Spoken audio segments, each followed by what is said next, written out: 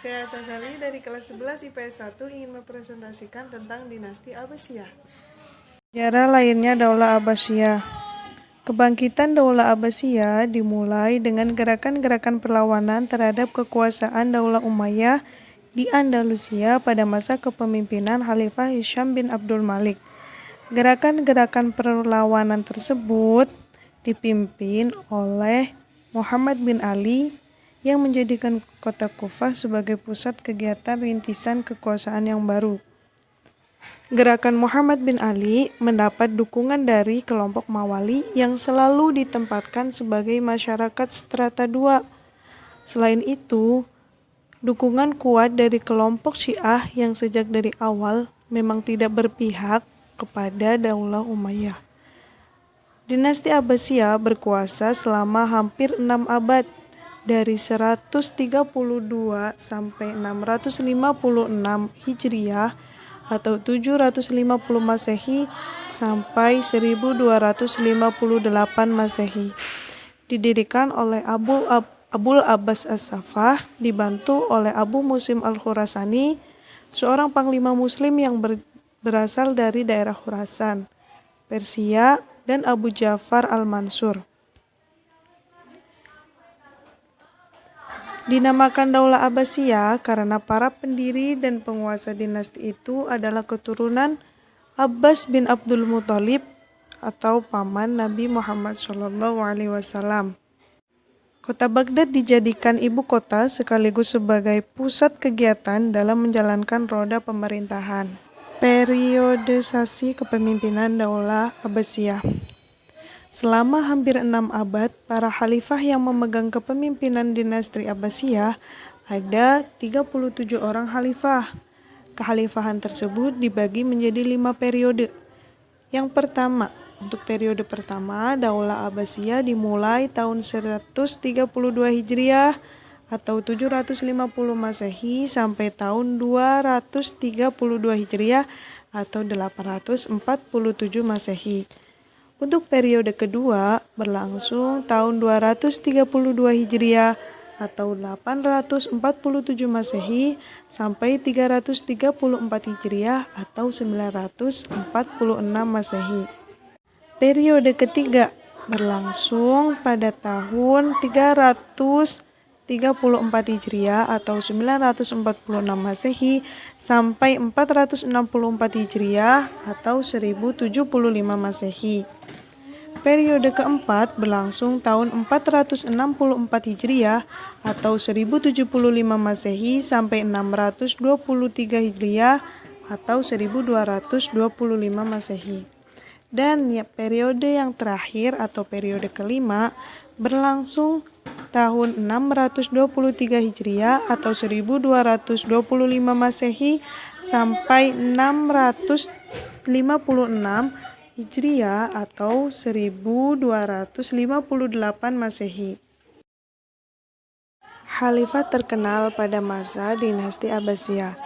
Untuk yang pertama, Abu Ja'far Al-Mansur, memerintah pada tahun 754 sampai 775.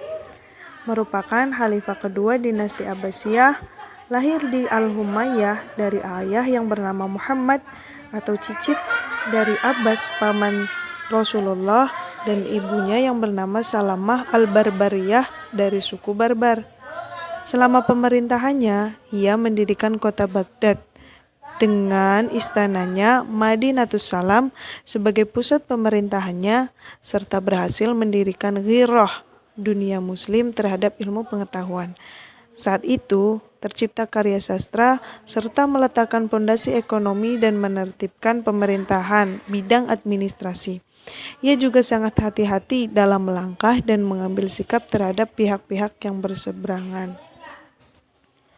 Yang kedua yaitu Muhammad Al-Mahdi.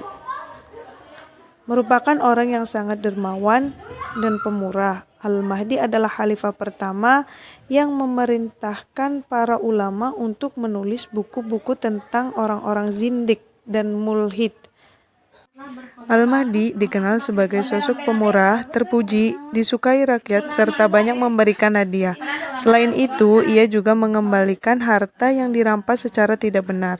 Hal inilah yang membuat ia terkenal pada masa dinasti Abbasiyah pada 159 Hijriah. Ia mengangkat kedua putranya, Musa al-Mahdi dan Harun ar-Rasyid, sebagai putra mahkota Al-Mahdi. Al-Mahdi meninggal pada tahun 169 Hijriah dan memerintah selama 10 tahun. Khalifah yang ketiga yaitu Harun ar-Rasyid. Pada Khalifah Harun ar-Rasyid disebut juga The Golden Age of Islam, yang merupakan pemerhati ilmu pengetahuan dan peradaban. Pada masa pemerintahannya terjadi penerjemahan karya-karya dari berbagai bahasa. Khalifah Harun ar-Rasyid lahir pada 17 Maret 763 Masehi di Rai, Teheran, Iran, dan merupakan putra Khalifah al-Mahdi bin Abu Ja'far al-Mansur dan ibunya bernama Haizuna. Harun ar-Rasyid mampu membawa dinasti Abbasiyah ke puncak kejayaan dan merupakan seorang pemimpin yang menjalin hubungan harmonis dengan para ulama, ahli hukum, penulis, qori, dan seniman. Secara militer, Bani Abbasiyah mampu mengalahkan Kekaisaran Romawi Timur dan memaksanya membayar upeti. Selain itu juga memiliki perhatian yang besar terhadap kesejahteraan rakyat serta kesuksesannya mendorong perkembangan ilmu pengetahuan, teknologi, ekonomi, perdagangan, dan politik. Khalifah ini dikenal sebagai pemimpin terbesar dinasti Abbasiyah dan namanya disebut dalam cerita 1001 Malam. Langkah Bani Abbas untuk mendirikan dinasti Abbasiyah. Yang pertama, gerakan bawah tanah atau dakwah secara sembunyi-sembunyi yang dilakukan oleh Muhammad al-Abbas atau Muhammad bin Ali, Ibrahim al-Imam, dan Abu Muslim al-Khurasani. Untuk yang kedua, politik bersahabat. Keturunan Abbas tidak menunjukkan sikap permusuhan dengan Bani Umayyah sehingga lebih mudah menarik simpati dari orang-orang. Dan yang ketiga, dalam gerakannya menggunakan Bani Hashim supaya mendapat dukungan kelompok Ali bin Abi Thalib.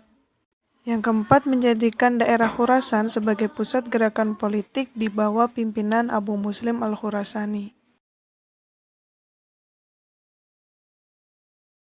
Silsilah Bani Abbasiyah. Ada 3 keluarga besar yang ingin merebut kekuasaan di daerah Arab. Yang pertama, keluarga Ali bin Abi Thalib atau golongan Syiah. Yang kedua, keluarga Umayyah, yaitu Muawiyah bin Abu Sufyan dan keturunan-keturunannya. Yang ketiga, keluarga Bani Abbas bin Abdul Muthalib dan keturunan-keturunannya. Tokoh-tokoh yang berperan penting dalam pendirian dinasti Abbasiyah, yaitu yang pertama Muhammad bin Ali, yaitu tokoh utama pendirian dinasti Abbasiyah yang mempelopori adanya dinasti Abbasiyah.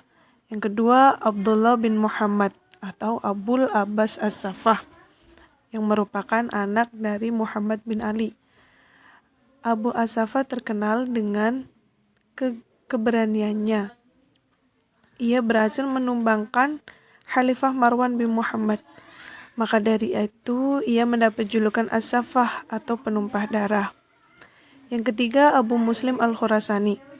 Abu Muslim al-Khurasani bukanlah keluarga Bani Abbas, melainkan tentara bayaran dari dinasti Abbasiyah yang merupakan orang Khurasan.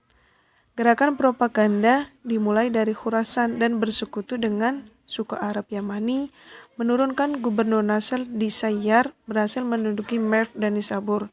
Itulah jasa Abu Muslim al-Khurasani.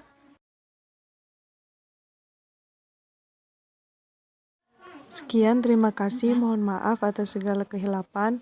Wallahul muwaffiq ila aqwamit thoriq. Wassalamualaikum warahmatullahi wabarakatuh.